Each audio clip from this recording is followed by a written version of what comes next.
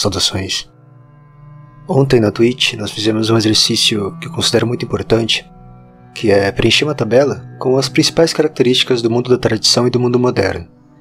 Essa tipologia é a tipologia que está na base do nosso projeto e, portanto, é muito importante deixar sempre claro isso tudo. Alguns inscritos estão pedindo que nós sintetizemos essa diferença para que os vídeos fiquem mais claros. Bom, a principal coisa a dizer sobre essa tipologia é que ela não corresponde a recortes históricos. Isso é muito importante de entenderem. Quando falamos em mundo da tradição, nós não estamos falando do passado, do modo como as coisas eram, em contraponto com o presente, a forma como as coisas são atualmente. Portanto, não é um recorte histórico, não é algo que corresponda a marcos cronológicos. O fato de as sociedades de tipo tradicional serem encontradas, em sua maioria, no passado, se deve ao fato de que o tipo de sociedade moderno será aquele hegemônico atualmente, que faz com que nós sejamos forçados a olhar para o passado para encontrar os grandes exemplos de sociedade tradicional. Mas é claro que o fluxo do tempo não é irrelevante nessa história, até porque nós também falamos de uma época moderna, que é justamente a época em que esse tipo de sociedade se torna predominante, mas ainda assim se trata de um recorte qualitativo. Enfim, eu sempre gosto de começar explicando essa tipologia dessa forma, mostrando que não são recortes históricos, e sim tipos de sociedade. Um outro ponto que torna relevante a história, os lugares históricos desses dois tipos, é que somente nos últimos séculos foram reunidas as condições para a completa eclosão das sociedades de tipo moderno. Só recentemente, todos os traços característicos que nós vamos listar do mundo moderno se encontraram reunidos na edificação, portanto, de uma realidade totalmente nova, ou seja, na edificação de um mundo propriamente dito.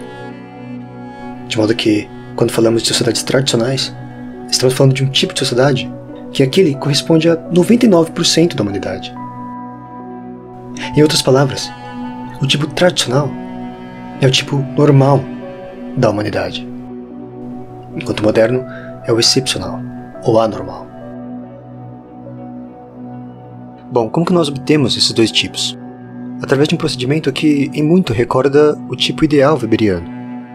Nós observamos a realidade, as sociedades humanas concretas, e identificamos nelas certos traços que se repetem, certos traços característicos que se repetem em sociedades que são completamente separadas no tempo e no espaço. E se nós fizermos isso, nós perceberemos que as sociedades humanas podem ser divididas nesses dois tipos. Bom, uma das principais características do mundo moderno, e aquela que tem a ver inclusive com o seu nome, é a mudança. Não por acaso, é este o grande desafio daqueles intelectuais que fundaram muitas das ciências modernas, especialmente as humanas. Ou seja, a sociedade está mudando muito rápido, então é necessário que nós encontremos uma forma, um conhecimento sistemático, científico, para conseguir compreender essas mudanças, as regras de funcionamento delas. Então, o mundo moderno é um mundo que vive em constante e incessante mudança, enquanto o mundo da tradição, claro, mudava, mas em um ritmo diferente, em um ritmo que era assimilado de tal forma pelas existências humanas que estas experimentavam o mundo naquilo que ele tinha de permanente. A gente pode dizer também que, enquanto no mundo da tradição os homens estão, digamos, atrelados ao ser, no mundo moderno os homens estão entregues ao devir, nesse fluxo contínuo da mudança. E já que eu falei do tempo, a gente pode dizer também que a experiência do tempo também é diferente em um tipo de sociedade e no outro. No mundo moderno, nós estamos regidos pelo tempo profano. Nós estamos mergulhados nesse tempo que é também um tempo histórico. Não por acaso é no mundo moderno que surge o que nós podemos chamar de fato de uma consciência histórica, em sua plenitude. Enquanto o mundo da tradição era regido pelo tempo sagrado, pelo tempo mítico, no qual os grandes eventos, inclusive o surgimento do universo, a criação do universo, poderiam ser reatualizados periodicamente, e por um número virtualmente infinito de vezes. Nós temos uma espécie de consciência pré-histórica, ou seja, mítica. No mundo da tradição, e isso é bastante enfatizado por Jules Verne, por exemplo, o espaço absorve o tempo. O mundo circundante é praticamente imune à ação destrutiva do tempo. Enquanto no mundo moderno, nós temos o tempo devorando o espaço, o que nada mais é do que a velocidade. Quando nós nos comunicamos instantaneamente com pessoas do outro lado do mundo, o que nós temos é justamente o tempo vencendo o espaço.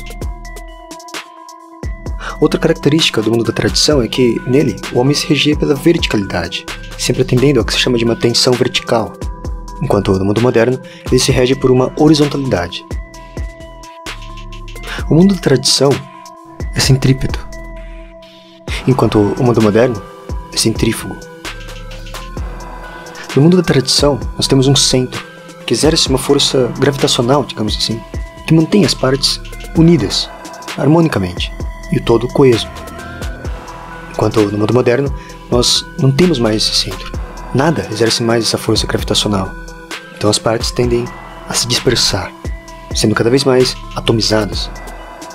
Embora seja necessário dizer que, nesse caos, nós temos sim alguns centros de força que tentam, e eventualmente conseguem, reunir em torno de si outras forças menores, mas que nem de longe se comparam àquela força verdadeiramente gravitacional que constituía o núcleo das sociedades tradicionais.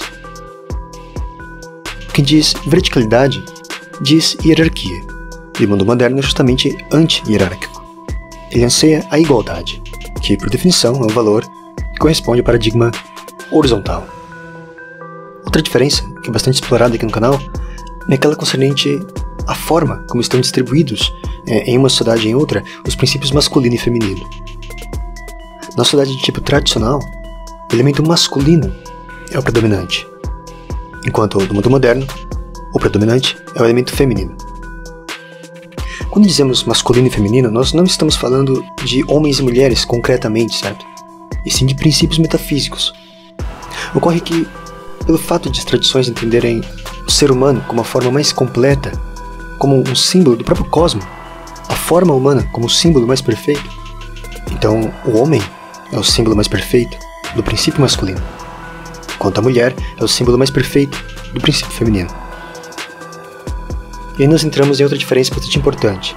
O mundo moderno ele tende sempre ao materialismo, e a matéria, em todos os sistemas simbólicos das tradições, é justamente o elemento feminino.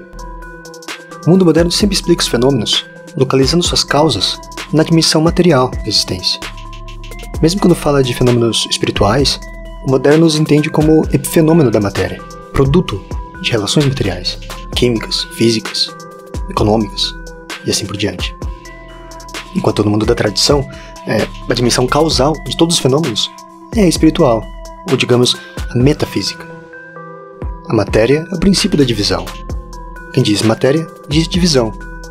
E aqui não apenas divisão das coisas, dos homens entre si, mas também a divisão como uma espécie de modelo operativo do pensamento.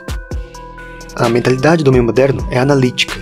Ela divide, cinde, fatia o mundo, na esperança de compreendê-lo melhor, penetrando em suas partes, numa espécie de dividir e conquistar no plano do conhecimento. Enquanto no mundo da tradição, nós temos uma mentalidade sintética. A operação é sempre de síntese, de condução do que já está dividido das coisas, o seu reencontro com seu arquétipo ou protótipo, ou sua ideia, digamos.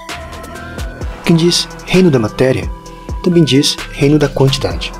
E aí nós temos outra característica central do mundo moderno, que se rege quase todo ele por paradigmas quantitativos. Enquanto no mundo da tradição, nós temos um paradigma qualitativo, ele se rege pela qualidade, a quantidade sendo secundária. Nós poderíamos seguir por muito tempo. Há muitas características interessantes e contrastantes destes dois mundos. Mas acredito que, com essa lista, nós já consigamos orientar as pessoas nessa diferença. Fazê-las enxergar um quadro geral, de modo que elas mesmas podem incluir nesse quadro as características que elas identificarem por si mesmas.